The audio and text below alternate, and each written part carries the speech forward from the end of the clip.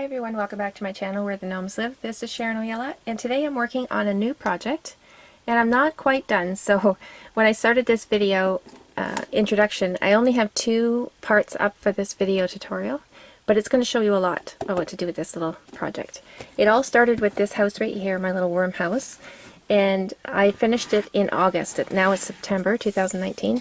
So I had promised on my Facebook page after I showed a tour of this house that I would show everyone how I made the fold-out floor, how I added these doors onto the box, how I added the arch, and also lights. This is a light-up house as well.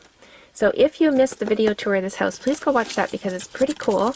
It's actually usually full of furniture. I just took it out for this video. This idea of using a box, turning it into some sort of treasure box that folds out into 2 rooms full of furniture is a pretty cool idea and a nice gift that you could do for someone for Christmas or a birthday. Okay, so this video, I'm going to show you how I took a regular box, it's a cardboard box, how I made the doors. I'll show you how I decorated the inside. This house also lights up, so I have lights under here, and I'll also show that. And we'll also put in an arch together. So that's part 1 and part 2, and then when I work a little bit more on the house, I will do another video. Alright, so let's go over the supplies list real quick, and then we'll get started working on this little fold-out house. To get yourself started, you'll need a box, a small cardboard box. You can use any size, you don't need to use one this size. If it only has 2 flaps on it like mine did, then you'll need an extra cardboard box to work with some of the cardboard on there. And if you do it that way, make sure that both cardboard boxes, the cardboard is the same thickness, because that's very important. And then you'll need an X-Acto knife, pair of scissors. I used a pen and a black felt pen, we'll talk about that later. A ruler, tacky glue, and masking tape. To decorate the inside of the box, I use scrapbook paper, and I also use scrapbook paper for the floors. So the scrapbook paper that I'm using is actually quite thick. It's not like the cheap stuff. It's double-sided. So if you can find yourself some of that, that would be great. It's normally very expensive. I got mine in the thrift store. If you can't find any scrapbook paper, then you can paint your walls, and you can also paint your floors. You can also use a sticky shelf and drawer liner, and you can find it at your dollar store, and it's got a wood grain on it. That would work well on the floors too. You can't put anything thick on the floors because we're using a fold-out technique, so you don't want to use anything bulky on there. You don't have to add lights, but if you want to add them, I found this little string that I use in this video from the dollar store for like $1.50. You could also use a push light. Think about the size of your arch that you're going to put in. And if it hides the push light, then you can use one of those. Alright, so let's get started. In the next clip, I'm going to give you the measurements of this box here. But again, you don't have to use the same size. You can use any size that you want. Let's get started. So I'm going to measure this box. You, of course, can use any size box that you want. This is very tiny. Being stuck with a small space can make you very creative as well. Okay, so this one is about 8.5 inches long, 5 1/4 inches wide, and exactly 3 inches deep.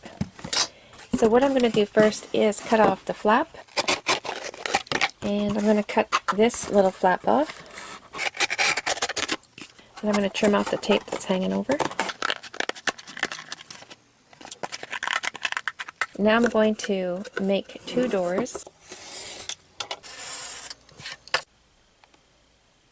Popping in with an edit to explain the doors, because you'll notice that one half is quite a bit wider than the other, and that's done on purpose.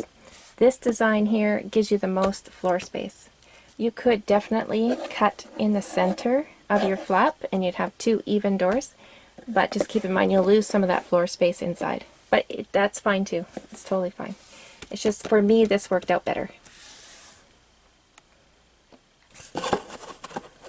So what I'm going to do to get the masking tape on there is I'm just going to lay the door over right to the edge here. I would prefer wider masking tape, but this will do. This is what I found in my drawer today. So it's flush with that wall. And now I'm going to put masking tape on this side.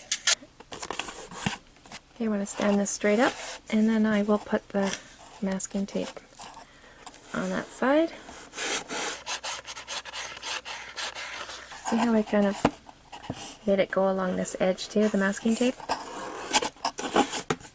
Okay, and then you can try your door out. It doesn't need to swing all the way open, but you want it to be able to swing closed easily. So there we go. I'm not going over that creased part or the join, just at the very bottom there. So I want it to wrap around. This gives that little extra grab. And here, and wrap it right around the other side, and down here. And then I'll put one up here, and wrap it right around the other side. The next step for me is decorating the walls. So I'm going to be doing the back wall, these two side walls, and the inside doors with scrapbook paper. Before I do that, I just want to show you something real quick. There's no gap in here, so I can just go ahead and cover that. So you see this box here. If I was going to be using this one, I would have to fix this back wall first before I do anything else. So I would be putting tacky glue underneath these two flaps and then gluing those down. And the inside here, I would take one of these flaps of the box, and it evens out the back wall. So you want to put some glue underneath all of those, and then lay a book on top and let it dry. Once that's dry, then you're ready to carry on to the next step. So let's take a look at my original little house. And I used scrapbook paper, and this stuff is pretty thick, and it's going to cover up any imperfections I have behind here. It covered up the tape lines.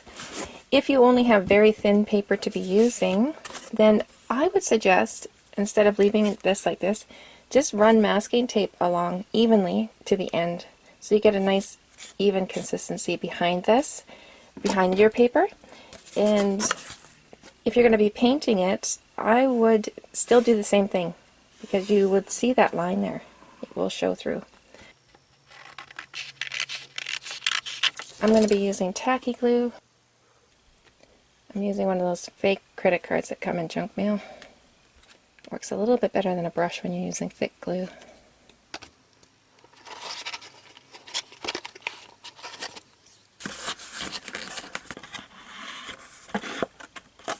So in this ball here, you can see I carried the scrapbook paper right to the outside, not over that crease where it's going to be folding in and out, but right up to it. And because that's hard to measure, I just make sure I got about 1/2 inch up over, and then I can just fold it over, and that's just easier than trying to measure it all. And now I'll make a second line and trim.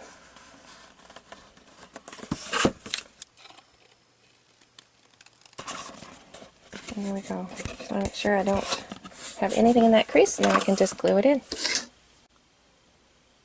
Alright, I just remembered when I tried to put my paper in there, there will be a little bit of a gap back there, and it's just because the cardboard kind of bows. It's not perfectly straight. If that bothers you, you can put a little strip inside there. So I just pushed it in there. You can't really see it, but I pushed it down in behind that crease, so we won't be seeing any cardboard behind there. Okay, now to try this again. Popping in with another edit. In the next clip, we're going to be cutting the arch and the floor. And in that clip, I did it backwards. I wasn't thinking at the time. You want to consider the length of your arch, how far it comes down, because your floor comes up quite high when you pull out the fold. So when you cut the first piece for your floor, you can stand it up like this, and then you can see how far that arch can come down. Alright guys, I just cut this piece out here. I haven't shaped it yet, but I have my piece cut, and it's going to go up here. And then I'm going to cut my floor, the one that fits inside here, should be the same exact measurements as the actual floor itself. So I already cut it side to side. Now I'm just going to draw a line here. My floor is cut. Now we're not going to install this until the entire fold-out part is made, so I'm just going to set that aside for now. And I'm going to shape my arch piece here. And I found the easiest way to do this is to cut your strip that goes across that fits snug on all three sides. You want it to fit snug in there. It should hold itself up without gluing it in. Okay, now what I'm going to do to make my arch is find the center mark, and I want this part here to be at least 3/4 of an inch. So I'm going to bring that line 3/4 of an inch.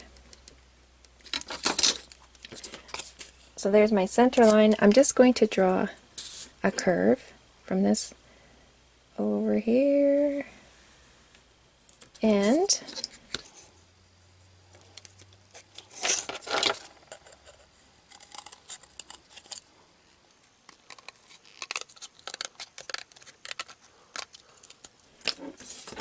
okay, so there's my 1/2. Now I'm going to take this, I'll flip it over and use it as a template for the other half.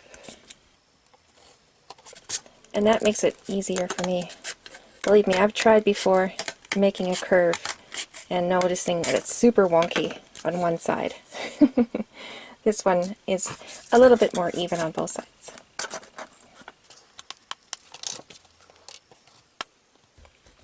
And you can double this arch up, like you can make another one and glue it behind there and be nice and thick, and I've already done that. So you have a nice solid arch. It gives you more area to glue here as well. Now I'm going to glue on my scrapbook paper. Okay, I'll just place this on here, and I'm going to let it dry before I trim it. Once it's dry, then you can just take your X-Acto knife, set that aside for now. We're not ready to install it yet. Next we're going to build our fold-out floor. So using this piece here, the one that we cut that fits perfectly inside there, use it as a template and cut 2 more pieces. One of those pieces is going to be narrowed down, and I'll explain that in a second. So this first piece is going to be glued inside, and it's not going to be coming out at all. The second piece, we're going to attach it. It's going to sit right there. And then this third piece, you see it's not as wide as this one. I've narrowed it down so that my door, the longer door, is just a little bit longer than that piece. So when I open it up, that corner and this corner is somewhat even. It doesn't have to be perfectly even. I'm going to be cutting another piece for there, and I'll show you that after we get the fold part done. So let me show you my original floor. So I have my piece that I had glued inside, and then my other piece that's the exact same size, and then my third piece was narrowed down. It's not as wide. And you can see my door is just a little bit longer than that piece. Now we're going to make our fold. So the last piece, the most narrow one, put that one aside for a minute. Work on these 2 pieces. Just put a little space between them. Okay, make sure you do this part, mark top. Now take the right side, lay it over the left.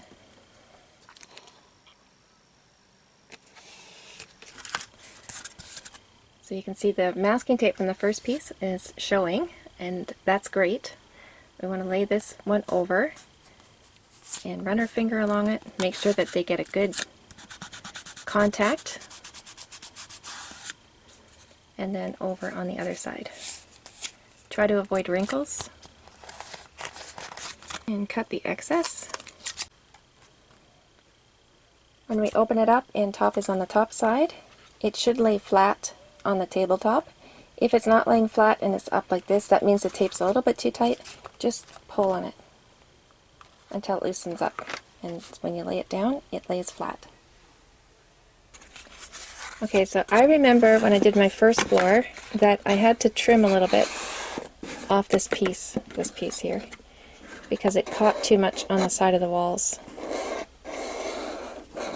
So I just want to take a sliver off of there. I can do it with my scissors or my X-Acto knife. Just the one piece, not the piece that we're gluing inside. Sliver on that side, and I'll do a sliver on this side.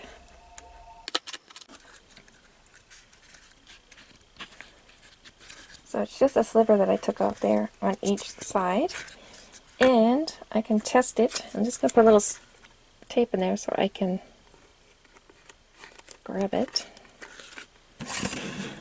And I'll put that one piece down, and that's better, smoother. Okay, so I know that that width is good for that second piece. I'm going to use it as a template on this one. I'll put it right on the edge, and I'll just draw a line, and then I'll cut that excess off.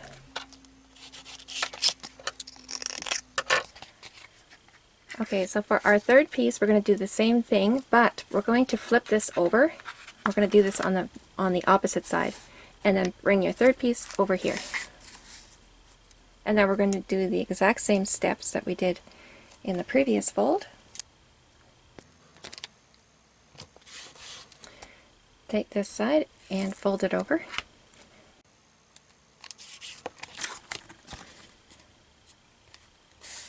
And creating that contact first, run your finger along it, make sure it's got good contact all the way along, and then over on the other side.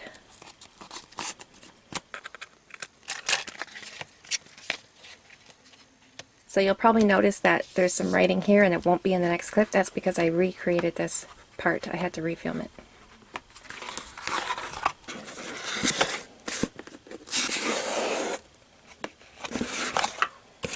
So I'm just going to take another little sliver off. I don't like it catching like that. I don't want it catching because it'll eventually just wear out that wallpaper on the wall, and we don't want that to happen. Nice and smooth. So I'm going to close that back up again, and you see this little space here? I'm going to add a strip that fits perfectly in there. In the next clip I'm going to show you how I attach the little ribbon, but first let's take a look at this little stopper that we just added here at the bottom. So that little strip that I glued on there is actually glued to the second piece of the fold out, and that just helps level out the floor when you pull it out. But now the front piece has nothing underneath it, and it's sloping down. We can't put anything underneath it like glue, any stoppers, because if we did, then it would cause this to sit up here permanently, and it won't sit flat. I mean, you could do that if you wanted to. It's totally fine. But I think the best thing to do would just be make two pieces that we can store in the box when we're not using the little house, and then when we're using the house, take them out of storage and pop them underneath the floor. Now it's completely level, and in part 2 of this video I'm going to show you how I put the side pieces together, and you can see everything's level. So in the next clip I'm going to attach the ribbon, and then in part 2 we'll build the two side pieces for the floor. So you can totally skip this step if you wanted to. You don't have to add it. I think it's easier with it on there. And I just cut a piece of thin fabric or ribbon, and I make a little tab. If you don't have any, you could use a piece of masking tape. I'd just take a length of it and I'd fold one end over, and there's your little tab piece here, and then you could tape it underneath.